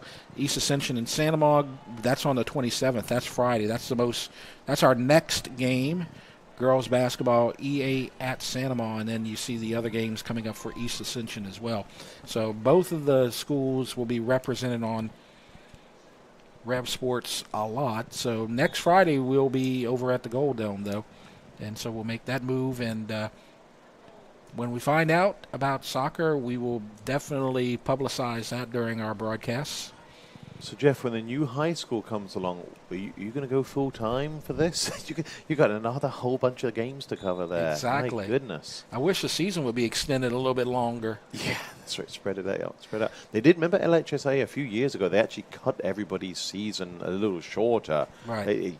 We used to go a little bit deeper into February, and basketball was like much deeper. And remember baseball? They used to finish after high school season was out. Even it was kind of like college with the track.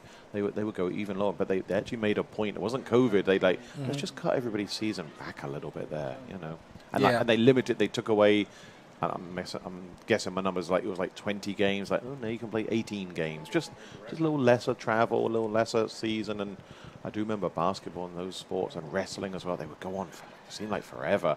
Probably because winter sports and everybody's got their thing, but you're going through Thanksgiving, you're going through Christmas, and soccer playoffs used to be much more, especially when it was an earlier one like it is this coming year. You're dealing with Mardi Gras stuff as well. And baseball and softball are going to be coming up very quickly. Yeah. And that's kind of part of it as well, because there are going to be some double duty people out there, I'm sure. Right. And so I know that that baseball is a big thing here, and so you start out early, and so that's you don't want seasons to overlap too much. No, you like to give the spotlight, and you guys do a good job of that as well. You like to, you can't highlight everything. The start of the season not as important as the end of the season, but it can get busy, right? I know for our administrators and the like, and obviously you guys, there's times where well, can we be in 2 places at once? Yes, and so for our broadcast too, I want to make sure everybody understands the games live stream on YouTube, and so when you catch a link, that's for the live stream, and when we tell you that we're going to be broadcasting live, it's going to be live streamed live on YouTube on the Rev Sports 1 channel. The games are replayed on Channel 4 on Rev TV and 704. And so when we look at the schedule, that's what we were talking about. Next Friday, the girls basketball, EA at Santa. And then Thursday the 2nd, you're going to have Dutchtown at Santa, so we'll still be at the Gold Dome. We're at Santa a lot, it seems like, these days. Then we're going to go back to Dutchtown for boys basketball, Santa at Dutchtown. But again, live streamed on YouTube, Rev Sports 1, and then the games will be replayed during the week on television, Rev Sports 4. You and your crew should get little Airbnbs at all of the there's a nice little header there. Things at the start of the half, it's been a little fizzled out there, but that was a nice header. Yes. Just directed it opposite way it came there, just went past the post. And that was Hickok, who nearly got her second goal and of the day. we've seen her heading ability. She got a fantastic headed goal. Kind of like the ball she served in for the headed goal earlier today, the second goal, and she did likewise the same. So, and it was changing. It was the right-sided, so she's not taking the kicks up. She's there to try to score. So 12 minutes into the second half, and as you said, not quite as electric on either side as it was apart from that beginning. first 14 seconds, yes. right? Let's see. That's a tricky ball to deal with. May's coming out, just slipped off the glove a little bit. Tried to punch it, and there's a chance from Parrott. So she's allowed to make mistakes. She's allowed to parry it there, but she needs her defense to all right, now cover for me then, take care of that, and they did. And so now they'll come in with this is Devin Hope, number 19. A new Lady Griffin on the pitch. Junior. And nice she'll get it over to Parrott. So this whole left side. Yep. And that's what you want if you're Jared there, if you're in a position where, and he's in a good spot now, he's obviously 3-0 up, you start thinking, and practice you can do so much here. Is the goalkeeper going to take the throw? This is a rarity. Right. No. Oh, she's leaving, yep. So when you play these cold games at the end of the season, do you worry about anybody getting sick or anything and maybe keeping them off the field? Yeah, if they get absolutely. District game, if results are in, stuff like that, and there's sometimes a player who's 50-50, but it's a big game, and if you're up by a lot or down by a lot, if they haven't started, hey, let's keep you out of the game there, because you're looking beyond these games, you're looking for the bigger prize there, and it is, and all girls are tired. Everybody's tired. What is it they say using the old NFL? You get to because the players didn't want that week 17. Right, now there's a week 18. Yeah, well, exactly, with the bye. And everybody's banged up. Everybody's sore. Everybody's trying to do it. And it's the same for these girls. The ice packs there. Nobody's fresh. It's not July or when you're doing summer stuff or November the 3rd or something like that. Everybody's got bumps and bruises. I've seen Leah walking around with an ankle support thing. It's just I need this to function, And so, if you've got a situation, especially non-district game, like next week for both of them, you obviously want the best you can do. But if there's somebody who's a little banged up and that playoff game then is 6 days away, absolutely not. You've got to, what are you trying to prove there? It's no. Yeah, I'm curious about that Newman game against Dutchtown at the end of the season because that would be one that if both teams play at full strength ought to be heck of incredible. A game. We used to do a thing when we were 4A days. We had 4 years in the 4A, and we were fortunate. We were lucky enough to win district. It was us, St. Michael's, and a few other teams. And that Monday, I would always try to schedule St. Joseph's, and they would beat us, but it was such a good one going into the playoffs. I think we had a 2-1 game or a 1-1. They would often be better, and it was great exercise for both teams there. Here's a chance for EA there, right at the top of the box, bouncing around. Prensky's coming in hard. Delaney had an opportunity, but lost it to the defender. And now here's Pransky, Leah Pransky. Staying in, not going out. Little pressure coming in. And it goes out, and it's white ball. Arcianega, she was trying to do something right there. Just to stop her, just to not give her a lot of time to look up and see what she's got there. Ball stays in. There we go. So you're talking about these end-of-the-season schedules as they're trying to clear it, and I believe Dutchtown's going to make it through. No, there's Leah Pransky. But the end of the season schedules, I believe that Dutchtown's boys are going to play Catholic next week. That's such an easy. And that's a rematch of the state championship. Schedule someone, coach. Yeah. Well, because it's not district team anymore, is it? It's the old Livingston, because it was district. But, and look, that's both of them there is a good thing. And look, sometimes you can do a little thing, especially if it's that Monday before the brackets come out or the Tuesday for the boys. You can have little conversations as best you can with the coach. Hey, look, let's not go like, if it's like pouring with rain, let's kind of maybe not do as much slide tackles. Kind of like a jamboree type format. And the kids, they want to, rip it into the goal and get over each other. But you can slightly adjust, or what you can do is adjust your superstars playing minutes. But that's a heck of a game going into playoffs there. Probably means for both of those teams, who you would definitely say would be going a few rounds minimum in the playoffs, so they play each other. That's harder than, the by-district and the regional round games, and that's a good exercise. You just don't want injuries, Right. So some hot-headed plays, you might be bringing them out, and they're done for the night. Right. I'm going to keep an eye out on that East Ascension Zachary game, because that's going to be a big one for whichever team wins. Absolutely. Because, here's a chance. Just cleared out. Cleared. Yep. Because one of the things that we haven't talked about when it comes to the power rankings, and, of course, the teams at the bottom are still trying to get in, but when you play a team like Dutchtown and you lose and they're very high in the power rankings, it's not like the other teams at the bottom are winning games either.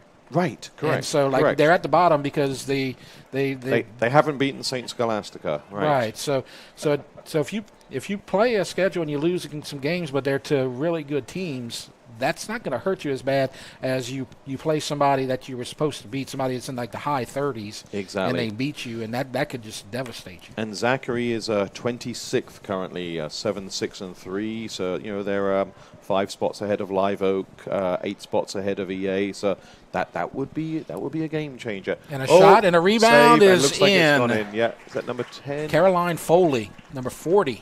Beg your pardon, 40. As May got her hands on it. The She did. shot came in, and it was hot, a little to her left, and then lost it, and Foley came in on the Followed rebound. it up there. Yeah, that was almost halfway through the second half there. So now 4-0 Dutchtown. East Ascension's had more opportunities in this second half, but they haven't been able to convert. And they've played a much stronger game as Dutchtown. This is their first goal of the second half. It is, yep. Took 19 minutes to come in there. I'm glad the weather's held out for them as well. That's nice. Yes. That's also another one when we talk playoffs and that you worry about injuries and the like. Nice ball down the field. Looks like it's just gone out. Oh, that ball's slick. You know it is from the rain. Yep. And it goes out, and another opportunity for Devin Hope. She's a junior. Now they're looking to switch the point of attack here, it looks like. So you have the switch left side. And Hickok, and again, so first half she was completely in the middle. Right. She drifted left a little bit. Of course, she's proven me wrong here. She's back into the middle there, but she was kind of drifted over to left side. And again, this is the sort of situation where you can play around with stuff. Probably doesn't matter which side she's on. She's going to have that influence there for sure. EA trying to get a little touch out there wide. Get it out of the middle. Looks like defensively, yeah, that's a good confident ball there from Moss there. Sending it back for the goalkeeper from a long way, and then they change the point of attack there. So Meisner gets her hands on it for a moment. We haven't talked a lot about the coach today, Coach Moss. Of course, her daughter, we gave her credit for a goal. And we don't know if it was or not, but she was in the mix. She was definitely in the mix. She was in the conversation. Yep. Right. We talked a lot about Coach on Wednesday in the Sandoval game, but let's talk about it again in case some of you out there weren't with our broadcast. It's only his second year, and so he's got a lot to top from last season as they made it to the semis. But of course, he has his fingerprints all over Ascension Parish. Absolutely, with 20 years of experience and coaching in Ascension for 14 years now as the header. And now another header back in the box, and it's free. And comes out and collects. Yep. So, of course, he's always been associated with Ascension Flight. Yep. And he coaches the 13B Academy and the 10B Blue Team. So, even though he's he's not been the head coach. He's been around Dutchtown a lot. Of course, he's helped out Coach Dyer a lot on the boys' side. Now he's just exclusively on the girls' side. And look, he looks good for an 87-year-old. He really does. He really does. No, we see the 2-year thing, but no, he's third decade he's on now of soccer involvement. So he's a very, very experienced coach. And again, you can kind of see the mark of that when they graduate. 8 seniors, and a lot of outsiders or other coaches will be maybe praying like, oh goodness, sorry, they're going to drop off a little bit. And again, like rankings, we talked about it, they're right back where they were. They're exactly where they were there. So that's good. And the 2 games I've seen them this year, they're very, very solid. They really are all around as well. And Hickok was obviously a very special player, but the support cast and the other goal scorers and the support there and the quality of the goals, it's good stuff. And I'm sure it's been a great time for him getting to coach his daughter in her final years. She might not say the same, but no, I'm joking. She seems great. They say, yeah, it is. It's a wonderful time. You're allowed to do that as a parent there. That's a little added bonus. Coach Garcia has that over at Santa Mar with his son, and that's got to be a good fun thing. Yeah, and so also you want to mention, of course, Coach Villas, because he's the person who built the program from scratch. Absolutely, no question. I always mess it up there. It was when it opened. He was the EA's coach for 3 years. I think they're like, there was a person for like 2 years, maybe 3 years before, like mid-90s, and then Coach Arnott got EA to a semi-final against Mount Carmel. They lost in overtime, and then he got offered the opening the spot there for Dutchtown, and they were young. It's so hard to imagine that in a 4A school when they started. Yes. And he was at the helm for 2 decades there, and their record speaks for itself. I think they hit maybe at least 3 semi-finals. Very, very solid. Right, and so far. It's going to be tough for Coach Moss because, like I said, year 1 gets to the semis. So if you don't get to the semis again, you underachieve. He messed himself up. He should have gone out first round or second round. Like, hey, we're going to try and top that. No, right. It's life, and ball can bounce the wrong way, and you can get like terrible injuries for your super players, things like that, or somebody quits. And last year they lost to Dominican, and Dominican last season was just one of the best teams that's ever played girls soccer in the state of Louisiana with their superstar. Yeah, and all round, and a very good coach, Al Silvers. Extremely good. So that's no shame in that loss at all. The only thing you'd like to avoid them, and maybe play them in the final there. Exactly. Just sometimes it depends on who you play. It does, but they were Dominican. They were head and shoulders above everybody else. Right. This year, I do believe the Saints, the 2 Saints, they're very, very good there. But I don't think it's as like, because people were talking for Dominican last year, even like early November. It's like they're not going to lose a game, or they may get 1 tie, or you better hope the bus breaks down or something. Right. It's not that. Where this year, I think it's a little bit more even. And Dominican themselves as 7th. You're not right. Calling them out there. So Dutchtown, maybe it's a better look this year. Who knows? See a little aggressive play there between Leah Pransky, and Foley, and you saw afterwards, Leah Pransky was saying, "Hey, look." My bad. They're smiling. Yeah, they're having fun out there. They really are. They're smiling. And Leah pat herself on the stomach and said, "Look, that was me." Yeah. Waggersback, sophomore, about to throw it in. So that's a good idea there, the little flick on, but they need to pressure the defensively a little bit more. Tough for Twiner, breaking her tibia, senior. That's a really tough one. She was an excellent player, come in and give solid minutes, and she would chase hard as well. Right. And you need that little spark of fresh legs, and Coach Jennifer's trying to do it the best she can with what she's got there. But Twiner, and again, it's a senior, you feel for her as well. Anytime, even in college sports, when you hear somebody's like this, when it's the sophomore year, it's like, oh, that's a shame. When it's senior year, that ends it for you. That's a tough one. It really is, because you leave that void and you remember that the rest of your life, most likely. Yes.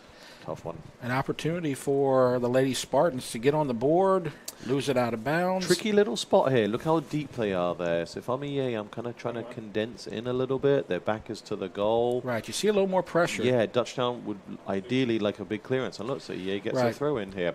You've seen mostly 1 or 2 girls down there as they dropped a lot in defense to kind of weather the storm, but now they need to get some goals. Right. That's what you want there, that big-footed clearance there. And, of course, collision. Hardly any fouls called there. We've hadn't had any. I know it got a little feisty in the Dutchtown Sanama game. We'll blame Coach Jolie for that. But you're going to do that, not me. Oh yeah, she might reply to our score update there. But Yes. no, but it's been well played, and you talked just about the little play between two girls there. It's tough, hard playing girls, but there's a respect for each other as well. Yeah, these girls are played. Yeah. These girls are teammates Yeah. in some cases. And it's like when we got to the end of district, people would like call me up or something, try to get scouting reports. I wouldn't give it, or I'd just give a very vague, thing. And we kind of, sometimes we would have years where we'd have that little pact, and you want a report on anybody else I played, I'd give it to you. But once district ends and it's playoffs, you kind of want your district, what were the foes? Yeah, you'd like them to win. I'd rather they beat St. Joseph's and stuff like that. Absolutely. Exactly. Yeah, great, especially with the parish. Livingston, you do get a little connection when you play them every year if it's the same coaches. And like Denham playing against Bird, sure, I'd want Denham to win there. But I think even more in Ascension, you're like, well, and again, no doubt at some point, some of these girls, even if it was a real youthful age, you've played on the same teams and the parents know each other. So they're on that big trip up to Shreveport. You're like, yeah, you hope they win for sure. Absolutely. Well, on the Dutchtown side especially, a lot of these Dutchtown girls, maybe not so much now because they're about 20 years in, but especially in the past, the girls on the Dutchtown team or the boys, whatever team you're talking about, their parents graduated from East Ascension. That's true. Yeah, absolutely. Yeah. East Ascension lost the most there for sure. Yep, absolutely. So you got a lot of mixed allegiances on here, and then you you got all the last names. You got a lot of similar last names in Ascension Parish, of course. And so you see them at East Ascension, you see them at Dutchtown and Sanama, and so that's my cousin, that's my first cousin. It's he goes so to much of that, yeah. So I'll see some dad who was a Sanama dad for 4 years, and then he's over at EA. He's like, what is he here for? And it's like, is his godchild or his nephew or niece or something? Yeah. Yeah, and didn't we? I think on the boys' side, in like this EA Sanama game, when we have the principal was at EA and the son was at Sanama. Absolutely. Yep. So that's one big reason. Of course, I originally not from Ascension Parish, and I've taught at Dutchtown for a long time, but it wasn't until I got to do the broadcast and I got to know a lot of the people and I got to know a lot of the coaches that I have a lot of respect for everybody out here. Of course, yeah. And there's really nobody that everybody has treated me really well, and anytime I've ever needed something from any coach or athletic department, they've always been there. So exactly. I like to just see Ascension Parish get through and break through, and it's great. Even as a Dutchtown, you want to see. I was really happy that the boys made the finals, but of course, when the girls won state at Sanama, I was happy for them because they were very class to me all the way around as well. Right. Driven in corner kick right here. And there's another goal. Kind of bounced on the ground. She read that really well there. Yeah. Yes. Corner kicks, they're good at them, aren't they? Let's have a look. Absolutely. Let's check this one out. See if we can get the replay. Does it get take the score? One bounce, and that's skidding quickly. That's 50. She almost catches it on the bounce there. And there's Bucci. Caitlin Bucci, the sophomore. She's like, I want Brewbachers.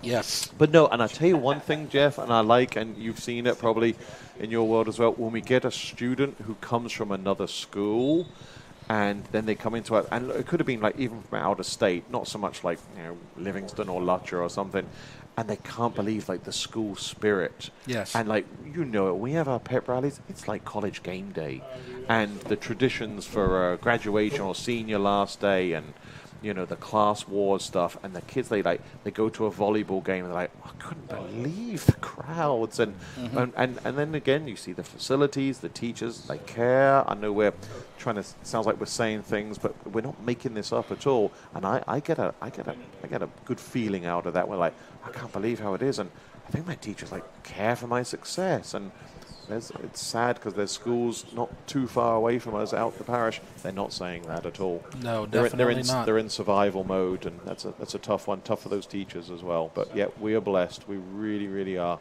And I think the kids know that and appreciate it. Yes, we're kind of in the last 10 minutes. Kind of the starters have mostly checked out for the Lady Griffins, as you see Bucci kind of playing in that spot where Hickok was. Yep. And you see another lady Griffin, Sophia McGee, a freshman, number 21. Yep, and she's on the field, and somebody like that, they don't care about the score. They're like, all right, I'm playing like it's 0-0, and I want to get a goal here. Yes. And again, for both coaches, especially if Coach Franklin trying to sneak into the playoffs there, you're not thinking about your first 2 or 3 subs who come in every game, or 4 subs. It's that 15 through 18 on the rotation of ability. Like, ooh, can they make a difference? Can they be a little spark? And they're not. Oh, that's a good shot. Yes, they're that was Samro. Yeah, they're not playing 80-minute game there like the Hickoks of the world and the Mosses of the world. But can they come in and give it 10 minutes each half or something? And this is where you look at it in games like this. So you see on the replay, gets saved by May. Yep, it was. And as we have a potential opportunity knocked away, I want to mention, I'm grateful to a lot of people that make me look good. And I did not grow up with soccer. This is only my 3rd year covering soccer. You're doing it well. You're doing it very well. If I didn't have guys like you and Jolie, you guys make me look good, and you guys have given me all kinds of insight, and I learned so much from you, and y'all have been awesome, and I want to thank both of y'all for everything y'all have done for me and for Rev TV. We certainly enjoy it, and I know Lyle in the headquarters there in the throne room, he's done a lot for the smaller sports for sure, no doubt, and we appreciate the coverage, and it's really good quality coverage, and I think the girls appreciate it as well, and the guys, players. Another good corner, tipped away from May, top of the box. And a shot by Moss. And Moss, look, it's crowded, but she knew to hit it the furthest part away from May there, right? That was a really big rip. Look, it's crowded.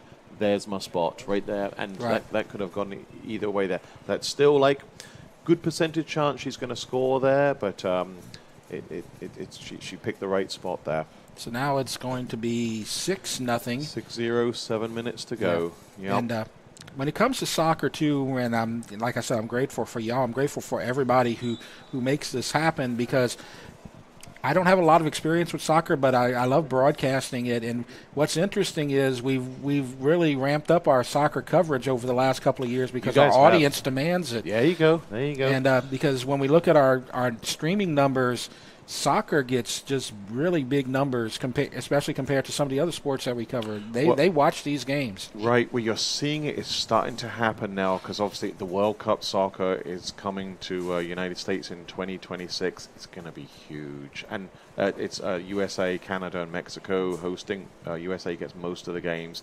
But now you're dealing with these kids who play, and their parents have a background. Where in the late 90s, it was just like, and the success, the American men's team, they're really good now. And the women's have been great. They've been the pioneers for the women's game. So it's just moving on. But you're also getting parents now, or somebody who's been involved, where I remember when I first started, Coach, okay, so what's a corner kick? And that's okay. It's okay. And I think for youth sports, it's the #1 in the United States now, because it's harder. I get it for football to have the but for youth sports, you add it up all over. So it's pushing the traditional big ones. I think NFL is certainly all on its own, but it's pushing, and it's here to stay. And people like it. They enjoy it. Yeah, I really enjoy it. I've gone to a few of the soccer games when I wasn't broadcasting, and that's something I wouldn't have done in my first few years. Yeah, understandable. And I'm very partial to the coaches because of what they do, and I want to thank the coaches as well for everything that's happened. Of course, Jolie over at Santa Ma, she's taught me a lot, and of course she's a great broadcast partner. She is. But over on the Dutchtown side, Coach Moss, he's broadcast with me one time out here. So and I've learned a lot from him, and he's done a great job helping us out there, as you see Coach Moss with the team. Right. And the Men in Black on the Dutchtown side, the coaching brain trust. And then on the East Ascension side, you have Coach Franklin, and she's given us a lot of information, and she's helped us, and I know she's very passionate about soccer and very passionate about her team, and she's given us tons of stuff to talk about, and I really enjoy promoting this team and promoting all these teams in general. Right, and I think the coaches, again, they want the best for their kids, but they want it for the sport as well, the exposure, and we do. We certainly appreciate the exposure that's happening, and it has gone up, and the coverage has been great. You know, now we're getting spoiled. It's like, wait, you're not covering that game? you know? Yeah. It's like, well, we can't be in two places at once, but it is, and the quality and the product you guys are providing, it's very good. It really is. So, just kind of in the winding moments. 4 minutes left here, yep. And we'll see if East Ascension can make something happen. As you see down there, Cardi trying. I like the heads are not down. They're fighting hard there.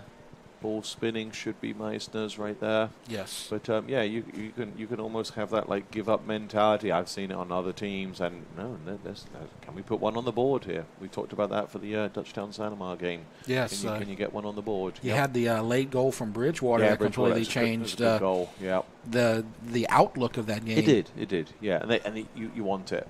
Kind of like when these two met in the playoffs, and you got that last one.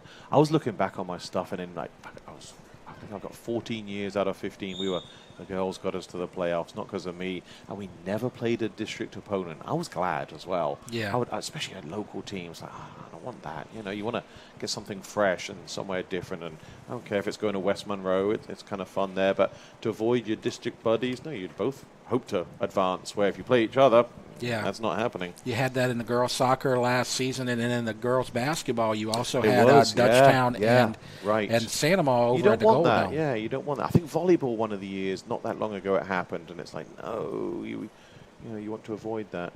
Yes.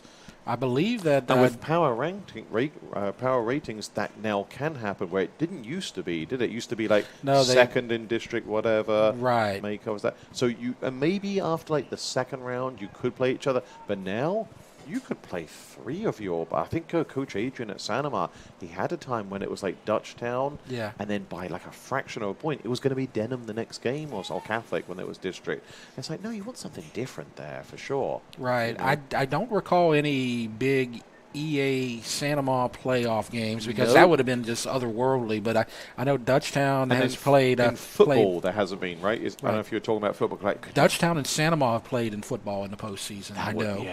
Can you imagine the crowds as well? Right, and in baseball, with all the baseball tradition here, Dutchtown has played both teams in the postseason, the EA and Sanamar. Right. And I was looking at the Dutchtown, the boys' rankings for the soccer, and with Dutchtown, Denham, and Sanamar close together by second round or quarterfinals, it's probably might get down to a 50-50 chance you're playing a district foe if you both made it through. Nice cut back there, top of the box, just ran through everybody. So we're inside of 2 minutes now, and probably if not 2 minutes, maybe 2 minutes and change. Yeah. Good that the rain held off. That's good. Yes, and we want to mention the two senior girls, their lineup, and we're at the end of the broadcast. We're going to bring them up again and show the pictures, but I'll mention them right now while we close things out as the Dutchtown seniors: Arlie Hines, Lillian Moss, Maya Jordan, and Gabby Mitchell. And for EA, you have Hannah May, Nyla Sanchez, Casey Arcianega, Mackenzie Wagensback, Mayana Johnson, Paige Pransky, and Haley Twiner. We'll get those photos after the break at the end of the game so you can see them one more time. But they're finishing out. There's only a couple of games left in their regular season. Right. This is the final and for the district play. Seniors, it's their last ever district game, and these seniors, it's their last ever hurrah. They've probably played at or been involved in probably close to 70, 80 games, and no matter what, even for everybody, it's about to close up, and you want to keep that going for as long as you can. You see the block from Ava Glover. She's now in the game, number 14 for the Lady Griffins.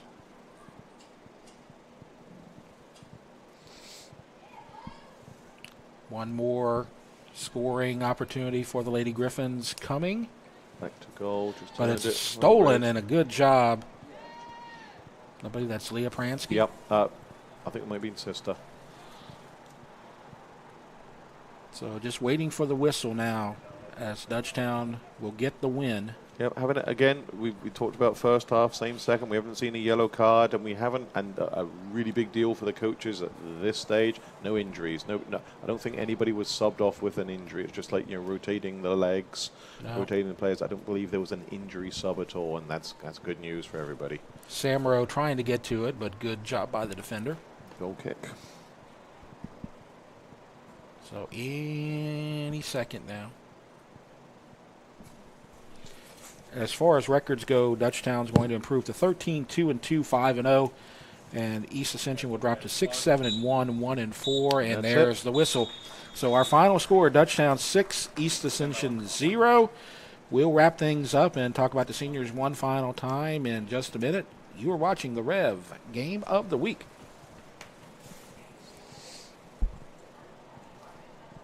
The athletic training staff of East Ascension High School would like to thank Ascension Equipment, Donaldsonville Glass and Body, Gaucher and Amadei, Our Lady of the Lake Health, Piku Builder Supplies, Ross Downing Chevrolet, Walk-Ons, Austin Fire Systems, Eustace Mortgage, SKR Construction, for their support of our EA Sports Medicine program.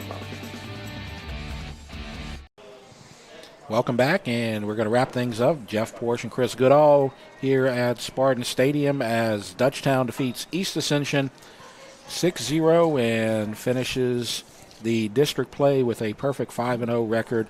And East Ascension will drop to 1-4 in district play, and both teams will finish out their schedule next week before we move on to the postseason. So let's look at those girls again and talk about the senior girls. And let's start with the Dutchtown girls this time, as they have the 4 seniors: Arlie Hines, Lillian Moss. She scored earlier today. 1 definitely, and maybe a second. Gabrielle Mitchell and Maya Jordan. So those are the Dutchtown senior girls, and they've contributed a lot over the years. And then you have the East Ascension Lady Spartan girls. You have Casey Anderson, Mayana Johnson, Mackenzie Wagenspack, Hannah May at goal, number 1. And then you have Paige Pransky, Nyla Sanchez, and Haley Twiner. So any comments about them, since you know them personally? I've known a few of them, obviously, and it's like the girls from all the schools there. These are great kids. They take care of their academics. We used to check their grades. We really didn't have to. Most of them are, covering way over the 3.0. Some of them are 4.0 there, and they're just good kids. And what we're teaching them here, we're teaching them to balance stuff out. It's kind of like going to college. It's like showing you go into class there, and so you've got that late practice, you've got that early game on a Saturday, and just balancing your schedule of life and doing well. And seniors, you're not at that position if you haven't done that, and that goes for both teams for sure. So seniors playing their final district game, and congratulations to them, and we hope to see both of them in the postseason. And if we do any postseason with these teams, we will let you know through our broadcasts and through other ways. Let's talk about our upcoming schedule, because remember, you can live stream these games on YouTube, Rev Sports 1. They will be replayed during the week on Rev TV, Channel 4 and 704. But next week we move on to basketball district play.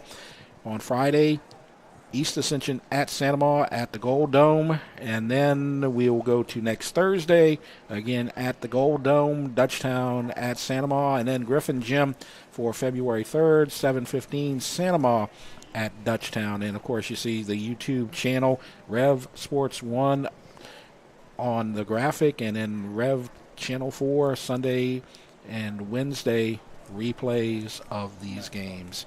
So, Chris, I hope to see you again, possibly for some postseason. But if not, it's been great, and I'm so grateful to have you here teaching me stuff.